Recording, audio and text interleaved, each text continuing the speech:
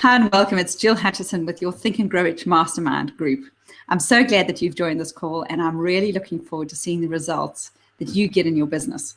One thing that blows me away every single time I run this Think and Grow Rich Mastermind is the results that people get in their business. Not only in their business, but their relationships, their health, other goals in their life. Because even though Napoleon Hill talks about Think and Grow Rich, he's talking about riches in every area of our life. Not just riches and money. He uses riches and money as the predominant example, but it's talking about riches in every single area of your life. So what we're going to do today, this is the first of 7 sessions that we have. And what we'll be doing today is I'll outline what we're covering in all the 7 sessions, what I expect from you, what you can expect from me, and how we're going to do this. Because this is online, I have muted all the viewers so that you can't see anybody else. You can't see or hear anything from anybody else. At another stage, we may open the lines. But for now, it's just easier because there is often a lot of background noise with everybody. So if you've got any questions, there is a bar on the side that you can send me questions. You can also email me questions in between so that I can answer them at the next time. We can also have a phone conversation if you need in between, if you have something that's really on your mind. So the outline of this, and this you will see on your handout, which I will send you, and it outlines the 7 sessions that we're going to be having. So today we're going to be covering the author's preface as well as the introduction. So the author's preface and the introduction are 2 quite important parts of the book, and I find them quite entertaining, actually. I really enjoy reading them. So if you haven't already read them, it's a good idea to start reading them. Next week, we're going to be covering chapter 1, which is desire. Now, the whole reason why he talks about desire at the beginning, I feel, is because if we don't really want something, we're not going to be prepared to do what it takes to get it. Or we're going to start doing what it takes, but then we get derailed at the first opportunity. So if there's a problem that's too big, we just kind of give up and say, I'm not going to do it. Whereas if it's something that you're passionate about and something you really want to do, you seem to overcome the difficulties. And if you look at successful business people, the ones that had something that they strove for and something that they really wanted, many obstacles got in their way, and yet they overcome them anyway. So that's the important thing of having the desire, is if you know what you want and you really want it, then you can get it. The only problem with desire is that sometimes if we've been through a bit of a knock, if we've lost a business or relationship or whatever, it can be quite a challenge to then say, well, what do I really, really want? And that's the thing that I find most people come to me asking is, what do I really, really want? Because they don't necessarily have that desire anymore. It's almost as if they become numb to what they really want because of the bad experiences. So if that's you, and if you've got a notepad next to you, just write down what you would really like if you knew you couldn't fail. Because if we take out the failing bit and the judgment, then you start to see what you would actually really like to have or to do. Next week, after that, we cover faith. Then we cover auto-suggestion and imagination. Chapter 5, meeting number 5, we cover decision. Meeting number 6, we cover persistence and the subconscious mind. And then meeting number 7, the epilogue. So that's all on your on the handout that I'll be sending through to you. Today, we're going to start with the author's preface and the outline, the beginning. Now, there's quite a lot of material to cover, so I'm going to go fairly quickly through the material. Like I said, if you have any questions, put the questions on the right-hand side. They'll pop up here, and I can try to answer them. Or send me an email, and we can answer the questions as we go along. So I'm going to try and keep it to an hour because I know that everybody's busy. And then I'll wait around a little bit afterwards if you want to stay on air, and we can have a chat and find out specifically what's going on in your business. If you're watching this on YouTube after the live event, then you can still email me with your questions and we can talk about it as well. So if you're watching this in a noisy space, try and cut out the noise, turn your phone off, try and be able to watch this in its entirety. There will be parts that you go, yes, that's brilliant, I love it. And other parts you go, yeah, whatever, that's, that doesn't apply to me. There may be even some bits that annoy you or irritate you. And I want you to pay special attention to those bits, because the bits that really annoy you or irritate you are very often the ones that you know that you could be doing, you know all about, you probably even teach people about it or share with other people about it, but you don't necessarily do it. So the knowing, doing gap is wide open. And this is where I find most people are, is they know something, but they're not doing it. One of the other masterminders that attends one of the other groups in my office said, you know, I know all this. I've read this book 5 times. I know all of this. But the problem is she wasn't doing it, and she was starting to get quite irritated. And the minute I said to her, just note what's irritating you, then it was like a light bulb went on. And she could then relate to actually what was really going on and what was going to make the biggest difference for her. Because when you know what's going to make the biggest difference, then you tend to take those actions. So let's get right into the introduction and into the beginning. Now you can see what my book looks like, and I've highlighted it, and I've got, you know, post-it notes and everything. I'll let you know, when I first started this journey, I wasn't so comfortable writing in books because, you know, I wasn't really raised to write in books. You put books on the bookshelf, you read them, but you didn't deface them. You didn't show somebody else that you'd been there. It took me a while to get used to writing in a book and, you know, putting my comments there. One, because I didn't know what other people would think if they saw my comments. I've got over that completely. I really don't care, because most people don't think at all. So that's okay. But secondly, because I didn't, you know, I was a bit wary about what it might look like. But now this is what it looks like. It's got notes everywhere. And I'd love to see your book become like that. Now, the reason why we use this version of Think and Grow Rich is because several versions were published. This book was published in about 1920. And he had studied for over 30 years with 500 of the world's most successful people. When he published it, it was obviously published in its entirety. But then when the versions in 1950, 1960, 1970 started coming out, they took out big chunks of information because they felt it wasn't relevant. Then the publisher of this one decided to go back and look at the original version and restore some of the documentation in it. So you can get free versions of Think and Grow Rich, which you may well be using. But if you can possibly get yourself one of these, if I haven't sent you one already as part of the program, then I advise you to get this, because I'll be referring to specific page numbers, and then you can go to the same page with me. So let's start with the beginning. And I love reading all the testimonials right in the beginning as to how it's made a difference to people around the world in their business. You know, some of the wording in here may be old-fashioned, and yes, it's well over 100, you know, it's over 100 years old, some of this material, but it still has relevance. And I'm always amazed actually how it comes alive when people start sharing their stories, and how people really love it when they start digging into it. I had somebody in here who said she's tried to read it 3 or 4 times and just couldn't finish it because there was so much information in there. Now she is loving each and every chapter. She can't wait to get home to read the next chapter, which is good news. Now, the people that he talks about in here, there are a number of people. And when they all got together and formed a mastermind group and started studying the topics that are covered in this chapter, that's when all their businesses started to do well. So what you'll find as you get more into this material is you're going to be attracted to more people who like this material. And if you've been raised in a competitive kind of environment where, you know, if you have more, somebody else is going to miss out, you can start to change that if you want to, because what we're looking at here is when there's a rising tide, all ships start coming up. So think about, if you can help others get what they want, you're going to get what you want. Just because they're getting what they want doesn't mean that you can't have what you want. So that's a really important component that I've picked up in this book as you go through. That's kind of a theme that goes through, is by helping others get what they want, then you'll get what you want. So decide what it is you want and decide how you can help others to get what they want too. Within the editor's foreword, he goes through quite a few stories, which I'm not going to cover all of them. But if you turn to page 2, he talks about how Napoleon Hill actually got involved with us.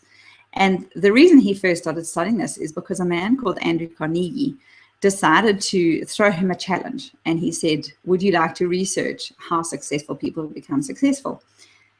And he says these facts, and they are facts well known to almost anyone who knew Mr. Carnegie, give you a fair idea of what the reading of this book may give you, provided that you know what it is that you want. So he asks what you really want. And later on in the chapter, he says, those who are ready and searching for it may pick it up. That is why Mr. Carnegie tossed it to me so quietly without giving me a specific name. If you are ready to put it to use, you will recognize the secret at least once in every chapter. So there's more to this book than meets the eye at first. And if you come back and read it time and time again, you're going to start seeing new things. I've even got to some chapters and thought, wow, this is great information. I've never seen this before. And then I see that my highlight has been there, or I've got some little pencil marks. And so I know that I've been there, but it seems like completely new information to me. It's not that I wasn't concentrating before, although that's a possibility, but it's just that I see it in a new way, because as our awareness grows, that's when we start to see new and different information, which is good fun, which is really good fun. So on page 5, there's a full list of all the people that he features in Think and Grow Rich. And it ranges from Henry Ford to Rockefeller to Thomas Edison, who invented the light bulb. He actually invented electricity, or he was a catalyst for electricity. And he also invented the motion picture. So without Thomas Edison, I certainly wouldn't be speaking to you like this. We wouldn't be able to see each other on the other side of the world. We wouldn't be able to have this conversation without video, or without electricity for that matter. And there's, all these people have got wonderful stories, which we're going to be uncovering. So they were real people with real stories and real challenges. They didn't all get born with a silver spoon in their mouth. They overcame some challenges and became more successful. So I'm going to go straight into Mind Power, which is the introduction. And I want you to look on page 9. So if you get your book out and look on page 9, and which is right at the top of the first page on Mind Power. And one of the statements there, he says, truly thoughts are things, and powerful things at that, when they're mixed with definiteness of purpose, persistence, and a burning desire for their translation into riches or other material objects.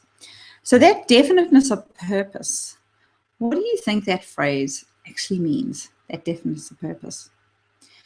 I take it to mean when we are clear about what we want. If you think of driving directions, for example, if I were to approach somebody on the side of the road and say, how do I get there? And they'll say, well, where do you want to go? I said, I don't know, just show me, how do I get there? The question would keep coming back to me, well, where do you want to go? So when we know where we're headed, then we can get directions, we can get help, we know how to find strategies to get there. If we don't know where we're directed and we're not really clear on what we really, really want, then it's going to be a hard thing to actually find where we go. There's a quote somewhere mentioned once about if you don't know where you're going, anywhere will be just fine. So we need to know, we need to have that definiteness of purpose. Now, what happens if you've always been definite for most of your life and something negative happened or something kind of has blown you off? Have a look and see if that has affected your willingness to be definite from now on. If it's affected your willingness to get clear on what you really want. Perhaps you've been raised with the thing of money is the root of all evil, or money doesn't grow on trees, or it's wrong to love money, it's wrong to want more money. Some of those have their place, but some of them are just beliefs or paradigms that you've been raised with. And you can change them now if you would like to. That's one of the things I love doing most, is actually changing the paradigms about money that we have. Because those paradigms rule our life and they rule how we view money. So it's not money that's the root of all evil. It's the love of money above all other things. We need to use money and love people, not the other way around, which some people seem to have got wrong. So if you can think about your money beliefs, and this book I find brings those money beliefs up almost as if they're staring you in the face. When you come up against a feeling like, this is wrong, we shouldn't be desiring more money, we shouldn't be so materialistic, that's okay, you're in the right place. You are allowed to desire more. We are on the earth, we are humans. And while we're here, the currency is money. You know, we need to buy food, we need to have housing, we need to have things. And the way that we get that is through money. So yes, we do need money. Money is vitally important. We don't need to let it rule our lives, and it doesn't need to be the driving factor, but money is an important element of the currency that we have here. So think about that when you come up with some of those judgments. And in some of the other sessions, I'm going to be talking about how money beliefs affect us and how they actually affect our sales, they affect our business, they affect our career, they affect everything. And it's really, really interesting when we start digging into this. I love digging into those. They're so much fun. They really are. So look on page 10 in paragraph 1. And this is the story where Edwin C. Barnes decides to go and work with Thomas Edison. Now, Edwin C. Barnes is an unknown entity. He barely had enough money to catch a train to go and see to see Thomas Edison. He went on a freight train. He arrived looking like a tramp. He looked like nothing on earth. He'd been on this freight train, not a passenger train where you had seats and food and everything. A freight train where there are no seats. He had to sit with the luggage. And he said he presented himself at Mr. Edison's laboratory and announced he had come to go into business with the inventor. So he presented himself at the laboratory and announced that he'd come into business. Now, can you imagine Thomas Edison looking at this tramp and hearing that he had come to go into business with him? Do you think he would have taken him seriously? I don't know whether I would have taken him seriously. And yet further along, he said he could see something in his eyes. He could see something within his eyes that told him he should take this guy seriously, which he did. And he then went on to work with him. But if you look further down on page 10, it says months went by in paragraph 5. He said apparently nothing happened during the coveted goal to bring about the coveted goal which Barnes had set up in his mind as his definite major purpose. But something important was happening in Barnes's mind. He was constantly intensifying his desire. Oh, excuse me.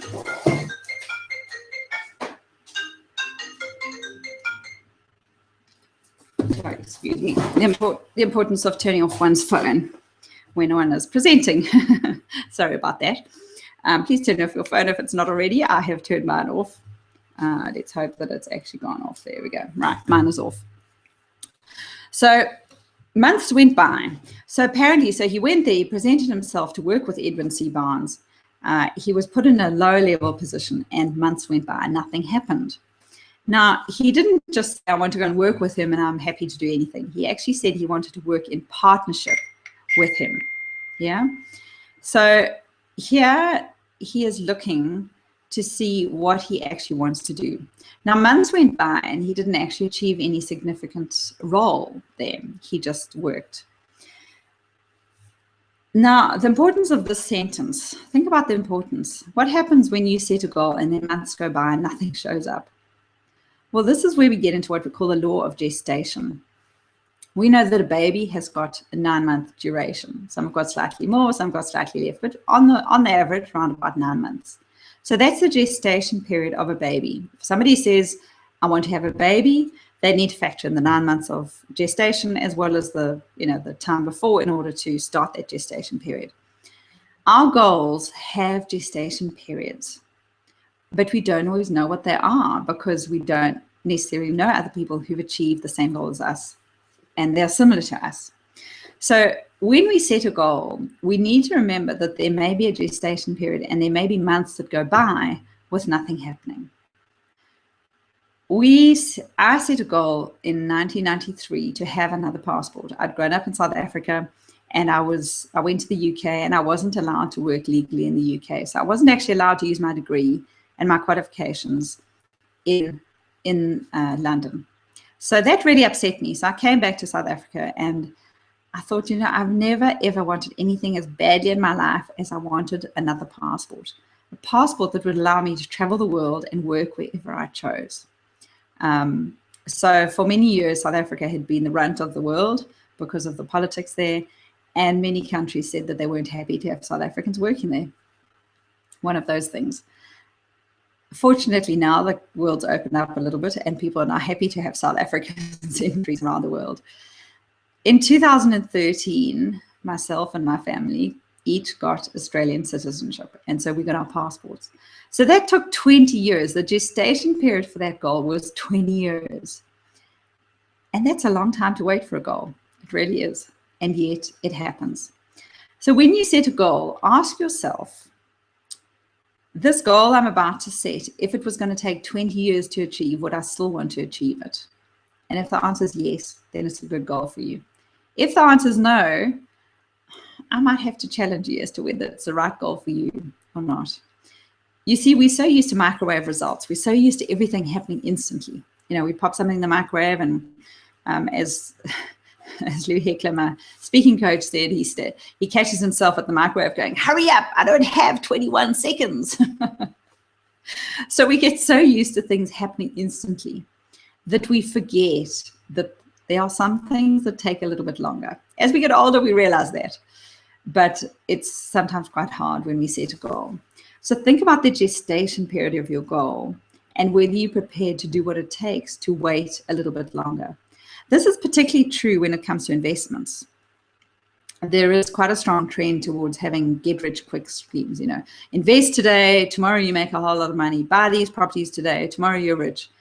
It doesn't work like that. It can take some time. Sometimes it may take 7 years, it might take 10 years, it might take 40 years. We don't know.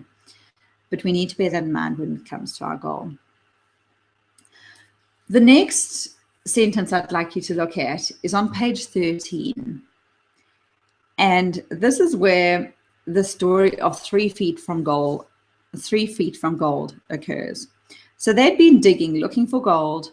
They'd done some research, they'd done some digging, they'd found some gold, and then the gold ran out. So they gave up. They finally decided to quit, and they sold off the equipment and went on their way. But somebody else bought the equipment, and just 3 feet from where they'd stopped digging, they found a huge strain of gold, a huge vein of gold.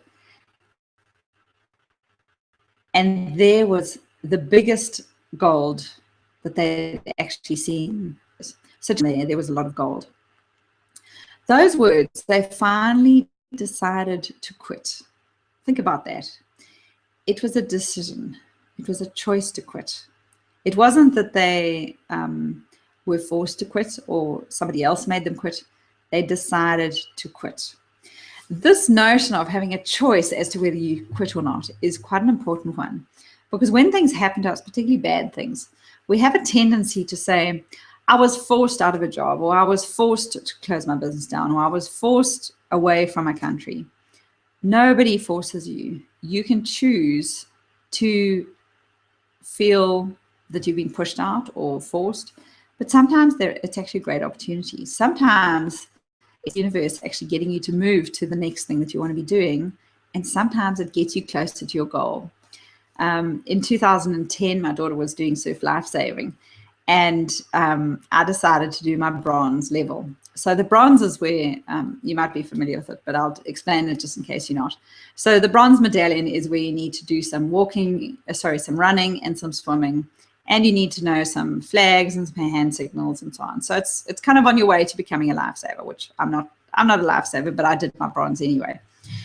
And we had to, I think it was run, swim, run. So it was kind of a 200-meter run, 400-meter swim, 200-meter run. So not a great athletic feat by any means, but I've never really been that great with running.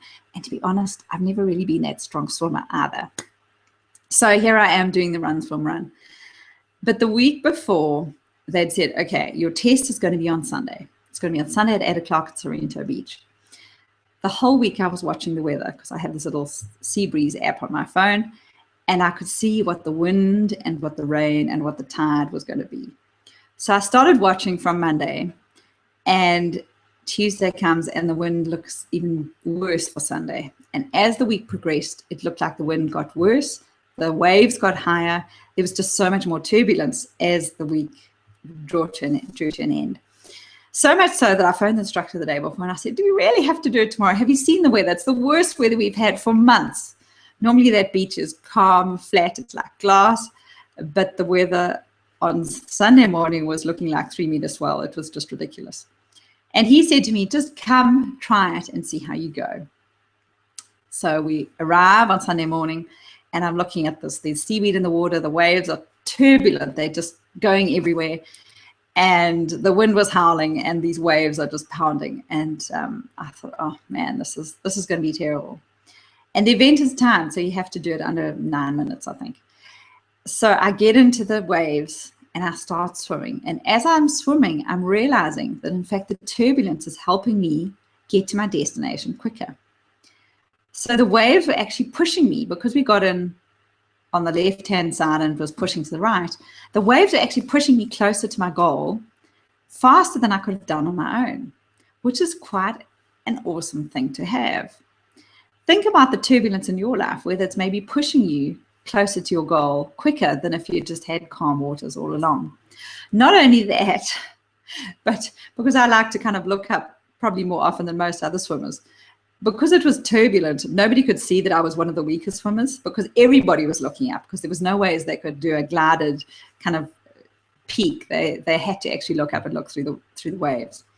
So sometimes turbulence actually helps us get to our goal quicker than if there was no turbulence. It gets us to our goal quicker than we could have on our own. So remember that the quitting, sometimes quitting when it gets tough, sometimes that's the wrong time to quit. And in fact, one of my favorite paragraphs, which I'm sure you've heard me quote, and I'll find it for you. I do know it off by heart, but I'll find it for you anyway. He said, out of the world's most successful people that he interviewed, here was his conclusion. He said, before success comes in anyone's life, that individual is sure to meet with much temporary defeat and perhaps some failure. When defeat overtakes a person, the easiest and most logical thing to do is to quit. It is exactly what the majority of people do. More than 500 of the world's most successful individuals this country has ever known have told me that their greatest success came just one step beyond the point at which defeat had overtaken them. Failure is a trickster with a keen sense of irony and cunning. It takes great delight in tripping one when success is almost within reach. So that's on page 14 if you want to go and have a look. And you can actually read all about that there. That's a paragraph that I have taken great comfort in over the years, because when something goes wrong, or when we feel like it's almost defeating, we're almost defeated, it's very tempting to give up. And when I read this, I remember it's in fact just important to push through. Which brings me on to another topic, which is what I call the terror barrier, or TBM, a terror barrier moment. When we are stepping up to achieve a new goal, when we're wanting to get more results or break through to another level, and that may be a level completely different to what you've ever had before, we hit what we call a terror barrier. So imagine that you're sitting in a comfort zone with the same kind of thoughts as you've always had. Then somebody introduces a new thought and said, you could be promoted, you could have a bigger business, you could start a business, you could invest in another country, you could move to a different country. And that thought is foreign to your existing thoughts. When you have that foreign thought coming in, or that, imagine your existing thoughts being your X type thoughts and the new thoughts being a Y type thought, then part of you gets excited, but part of you is also afraid. So this happens with any major goal, whether it's doubling turnover or taking a turnover 10 times bigger than it ever has been before. Whatever the goal is, we hit this terror barrier. And when we hit this terror barrier, or TBM, the terror barrier moment, we are tempted to give up. It feels all wrong. We have this fear or this doubt, confusion. We may even cry. We may get this feeling in the pit of our stomach that it's not going to work, that nothing's going to work. But when we take the actions that we've decided on, that's when we get the results. And this is something I love helping people with one-on-one, because when they set a goal and we decide on the action steps, it's when they start doing the action steps, they head right up against this terror barrier. And that's often when I'll get a phone call or an email to say, I'm stuck and I don't know if this is worth it. I don't know if it's really what I want to do. But they persist with the actions because they're accountable to me, which is a very valuable part of coaching, is accountability. And because they're accountable to me, they follow through on the actions. Then the phone call that I get is amazing. Oh, this is fabulous. This is amazing. I didn't know it was going to work so well. Thank you so much for pushing me. This is brilliant.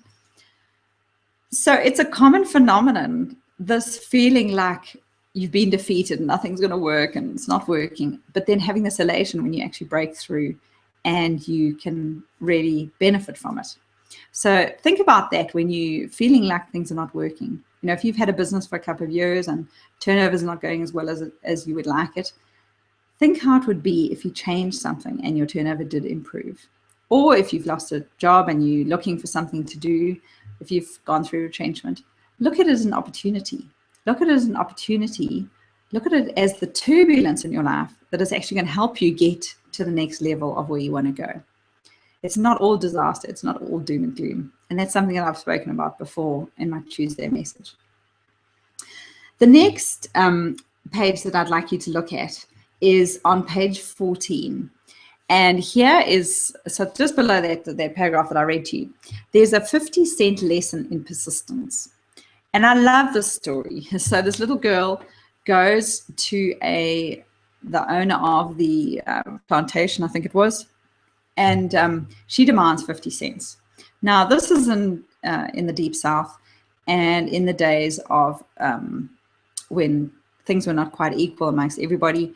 And there's this little black girl asking this big burly owner for 50 cents. And normally he would have had the power, he would have had the command.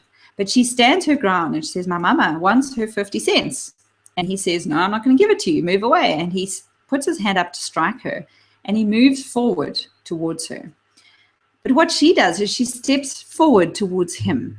So she actually steps into that fear. And she says, my mama says, I got to have that 50 cents. And he gives it to her. And then afterwards, he sits down totally, totally defeated. So what was it in that girl that gave her the power to demand that 50 cents? Either she was more afraid of her mama than she was of him, which is quite possible. But she knew she wanted that 50 cents. She was not going to leave until she got that 50 cents, even if it meant her getting beaten, even if it meant her losing face, or, you know, there could have been a whole lot of other ramifications for her getting that 50 cents. But she stood her ground. She had persistence. So you'll see that persistence is another chapter in Think and Grow Rich. I think it's chapter 9 or somewhere around there. And we'll be covering that at a later stage, because persistence is a really important part of getting our goal. If we don't have persistence, if we just start something but never finish it, then we're not likely to achieve the goals that we want. It's not that you have to work hard all the way through. There is hard work involved, but persistence is an important thing. And persistence with the key things that you need to be persistent with. I think too many of us are persistent with the wrong things and not persistent with the right things. All right, so how are we going? Are you enjoying this? Are you still with me? That's good. I'm glad to see that there's some questions coming through, and we'll answer them as we go along. If you've got any feedback, just put it on, send it through either on email or on the side, and I'll help you with it as well. On page 17, in paragraph 2, he said, one sound idea is all that it takes, all that it needs to achieve success. So he's talking about how you don't need to have 50 million ideas. You just need one sound idea. I remember hearing the story about Mark Victor Hansen and Jack Canfield. I think Bob Proctor shared with me last time I saw him. And they had the idea of chicken soup for the soul. Do you know that they got 40 letters of rejection, something like that, 40 letters of rejection before they actually got it published? So people said it would never work, that there was no market for it. There was nothing going to happen with it. And yet when they sold that business, I think it was something like 40 million that they sold it for. So from rejection to complete success, that's a really good story. I love that story. And that's persistence. That's them sticking it out, asking, keeping asking, looking for opportunities, keeping on doing what they could actually do, even if they didn't know that they were going to be successful. So they had one sound idea and they achieved success in that. So we need one sound idea at a time in order to achieve the success that we need. And we need to follow through that idea. Don't give up on that idea. Follow through that idea. If you're starting a new business venture, then it's quite a good idea to actually test some ideas. If you have a couple of ideas, test them and then pick the one that seems to have the most legs. The biggest mistake I see people making, particularly if they've been in a career and they wanted to open their own business, or if they've closed one business and they're opening another one, is to not do anything until they actually get into the business. No, if you're in a company and you're wanting to have your own business, then test a few ideas first to see if they've got any go in them. Because it's pointless letting go of some income or letting go of all your income to go and start on an unknown project if you have not tested anything. It's really important to test that.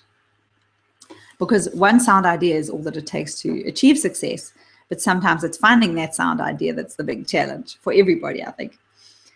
On page 19, in paragraph 3, he says, we refuse to believe, or we think it odd, that which is not familiar. So we refuse to believe, or we think odd, that which is not familiar. So this brings us to the concept of our thoughts or our beliefs. And this is an area I just love to talk about. It's so much fun, the beliefs, and looking at the beliefs that everybody has. Because we resonate with people who have similar beliefs to us and who confirm our beliefs and paradigms to us. So what is a belief?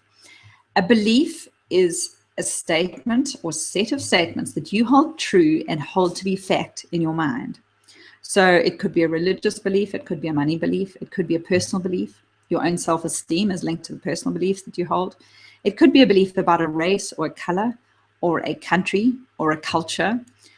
And where you get a couple of people meeting together with the same beliefs, they form jokes about certain things, jokes about blondes, jokes about different countrymen, jokes about South Africans, jokes about women, and various other things. And that is a set of beliefs that is held to be true within that community. That set of beliefs all together, because there'll be a whole lot of beliefs that are similar, you form them together and it forms a paradigm. So paradigm is just a whole group of beliefs. So you don't have to think of beliefs just as religious beliefs, but it's beliefs that you hold true. So things like, I believe that the sky is blue, that's a belief, which we can confirm because we look at the sky, although I must say after the silver and gold, the white and gold dress or the blue and gold dress, nobody really knows what the colors are anymore. So again, that's probably just a belief that we hold. But we have certain beliefs about certain things and certain demographics. And this is where preconceived ideas and judgment comes in terms, we might have heard we might have seen 3 people that look like that. The 4th person that looks like that, if they display one trait that's similar to the other 3, we assume we know exactly what they're responsible for. So it's our way of actually putting people in boxes. It's our way of sorting information in the world, really. It's our way of making sure that we can see what's coming. So it's our way of surviving, because the human mind actually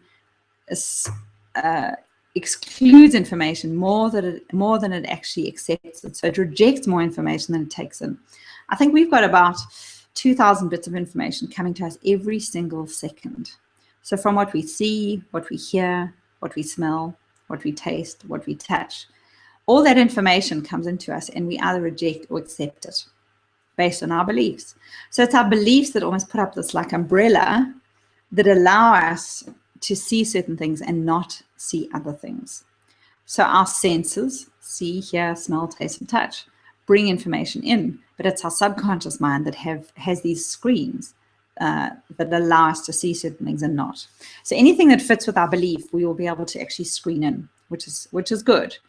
However, we may not see opportunities that are available to us because they don't fit with our belief. So anything that doesn't feel familiar, we tend to reject. I'm going to ask you, and this is where the challenge comes in. I'm going to ask you, are you prepared to put aside some of your old beliefs and take some new beliefs on in order to achieve your goal? It's not to mean that you have to move your values out. That's not what I'm talking about. It's just changing the way you see the world slightly. Because if you could find more opportunities through the way you see things, wouldn't it be fun to be able to do that? And that's where my real fun begins, because we start to change beliefs that we've held dear all our life. You know, under the age of 6 is when your subconscious mind was actually formed. we didn't have a conscious mind under the age of 6. So our subconscious mind was formed under the age of 6. And everything that we were fed into our mind at that point, we took and accepted as truth. I'm quite glad I didn't have television under the age of 6.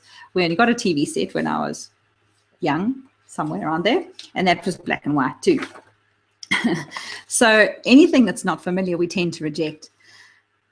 Think about what has been real over the last few years and what has been fiction.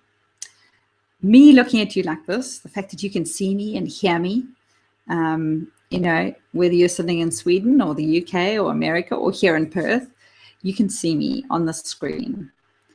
20 years ago, that was science fiction. I can remember thinking, gee whiz, if there was a camera on the other end of the phone, I wonder how many women would actually answer it for them to see them with no makeup or their hair not done. And yet now we have the option of seeing people on the other end of the world. I love speaking to my mum in South Africa on Skype, and she's nearly 80, and she's now able to see me and talk to me over Skype. When she was a kid, there were no cell phones. When I was a kid, there was no cell phones. Gee, that makes me feel old. So think of what you didn't have as a kid and what is now commonplace.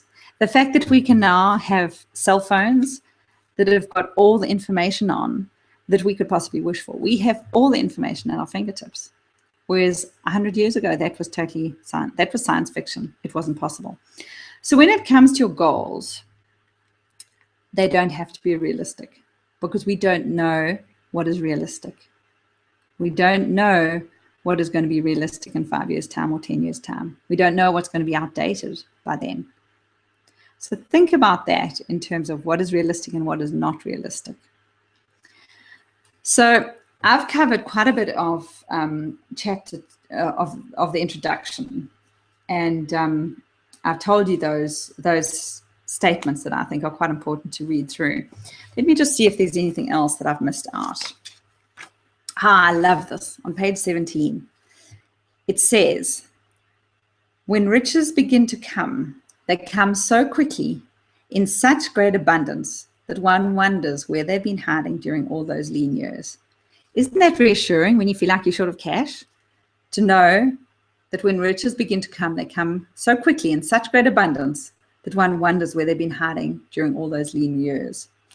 And it's true, actually. I've started to see things that have confirmed that for me, and it's quite amazing.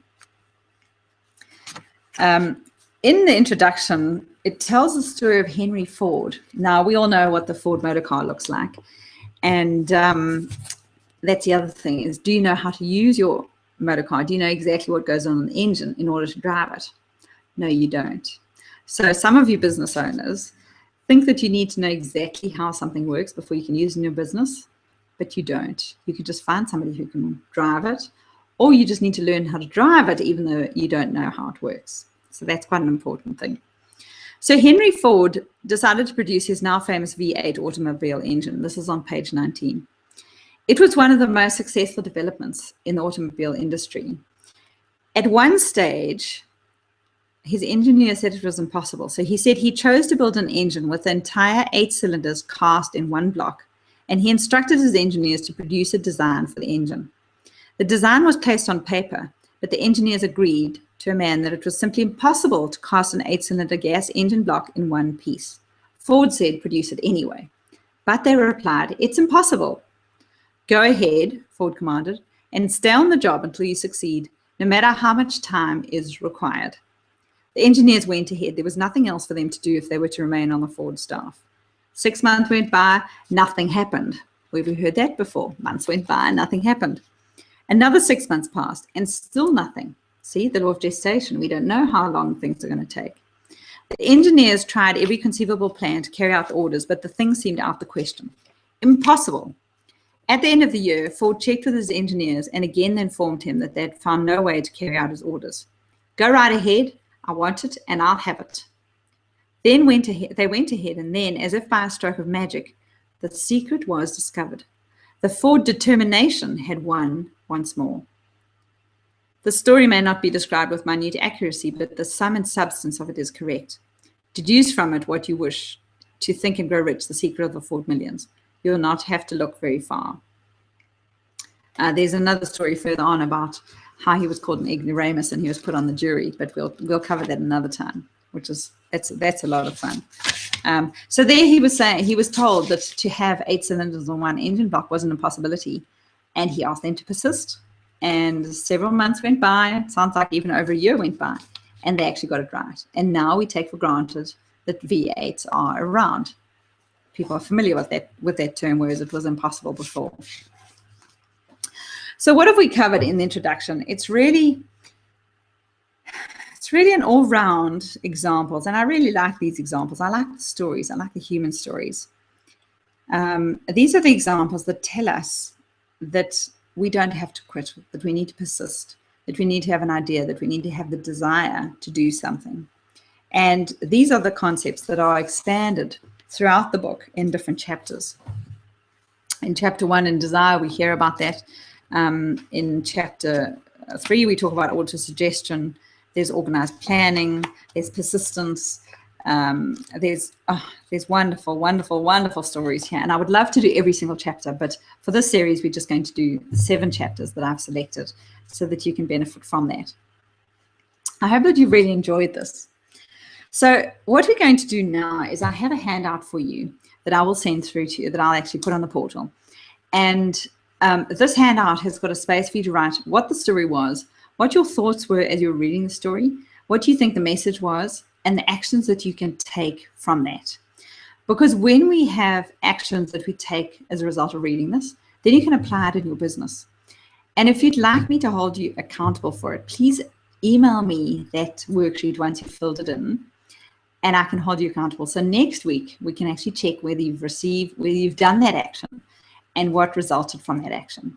So whether that action, after reading, for example, the story about the girl that wanted that money and the persistence, if your action is maybe to ring more customers more often and be more persistent with them, then decide how many times you want to ring them, or what you want, what you want to tell them, what value you're going to add to them. When we are persistent, we find we get results. Somehow it just works. But we need to be persistent with the right things, not with the wrong things. So we'll be covering that in another chapter. So that's the worksheet that you can fill in and complete. The other download is the list that tells you exactly what we're going to be covering in each chapter, and some of the home play that we're going to be doing. So your home play for today, yes, it's home play because it's fun. Your home play is to read your chapter on desire, chapter 1 on desire, because that's where you're going to see what we're going to be talking about in next week. And there are lovely, lovely stories in here. I'll give you a little taster. A burning desire to be and to do is the starting point from which the dreamer must take off. Dreams are not born of indifference, laziness, or lack of ambition. So dreams are not born of indifference, laziness, or lack of ambition. Just on that note, I'd like you to think about the paradigm of we have to work hard for money. Some people come to me and say, that's my paradigm and I want to change it. I don't want to have to work hard for money. The problem with throwing that paradigm out completely is we all know there needs to be some work involved. Yes, people do tout passive income, but if you look at their lifestyle, they're traveling the world telling people about passive income. They're working really hard. They're traveling a lot. They're getting on planes. They're organizing conferences. They're getting bums on seats. That is not passive. That's very active. So even while they're telling you about passive income, they are not actively doing the passive income. Yes, they might be getting it some other way, but they're being very active. So my opinion on things like passive income and working hard, I want to teach my kids what hard work is, but I don't want them to think the only way to make money is through hard work. But I still want them to know how to work hard. I like to work hard at the things I love to do. So I love to share with you. I love to inspire you. I love to share my messages and to share my learning. I've invested over $100,000 in my own education. And I like to share that with you because there's so much great information out there and so much that can make a big difference to you. So I like to work hard at that. But because I'm working in my own strength, and not just in my strength actually, but I believe that there's more strength than just my own. But because I'm operating in my area of strength and within my own behavioral profile, and I'm being true to me, it doesn't feel like work. Yes, I'm working hard, but it doesn't feel like work. So think about what you'd like to share with other people, whether it's your own kids, whether it's other kids, whether it's a book that you'd like to write and share, or what your answer would be if somebody came to you and said, what do you think about passive income? What do you think about hard work? My belief is money works hard for me. So invest your money, let it work hard for you, and do what you love to do. Because when you do both of those, then we take care of both ends. So think about that. I've discovered that every single success person I know has worked hard at something. Yes, they've got to a point where they can stop working so hard, where their money is more passive, but they've put a lot of effort in to get to that point. So we need to put a lot of effort in to get to that point, and then we can sit back and enjoy the rest. But to grow up with a sense of entitlement, as some teenagers today, and boy, I have 3 in the house, sometimes there's that sense of entitlement. If we keep proliferating that sense of entitlement, I don't think that that's going to be really good for the world. I believe that we need to earn. I believe that we need to work hard. I believe that we need to do something to better ourselves. And at some point then it becomes easy. Our return exceeds our effort. And that's a point that is good to strive for. But in the meantime, it's really good to strive for that point. So think about that. And if you have any questions, I'll speak with you next week. And think about or read chapter 1. There'll be a lot of thinking about here. And I must warn you, there will be some things that kind of really make a big impression on you. And you're going to wake up at 2 o'clock in the morning at some point, 2 or 3 or 4 o'clock in the morning, and you won't be able to sleep because these things are turning through your mind. That's not the point to phone me. You can email me at that point. But I'm just warning you that this may result in loss of sleep because your mind is so active. Because when we're working on our own mind and our own thoughts, there is so much to go through. It's a bit like, going to the gym is exercising your body. This is really exercise for your mind.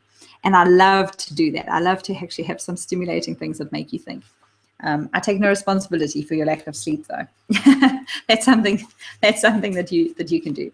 So next week it's chapter 1, which is desire. The week after that is chapter 2 on faith. So I'll see you same time next week. You have a great week, and I will chat to you then. Bye.